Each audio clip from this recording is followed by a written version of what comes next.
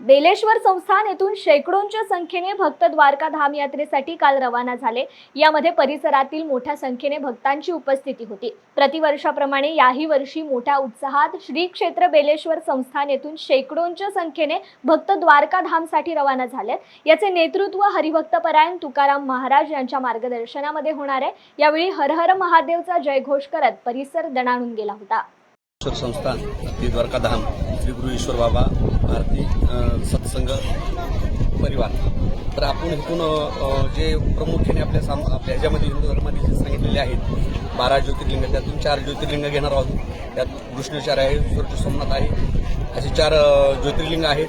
तिथून आपण त्र्यंबकेश्वर, परत आपलं कंटेश्वर, निळकंठेश्वर, बेटद्वारका, गिरनार, मातृगाया हे सर्व करत आपण 11 दिवसात आपला हा प्रवास आहे। कितवं वर्ष आहे आणि सध्या किती लोक चाललेत? आता सध्याला आपले लोक 300 चाललेले आहेत। हे यात्रेचं आपलं दुसरं वर्ष आहे।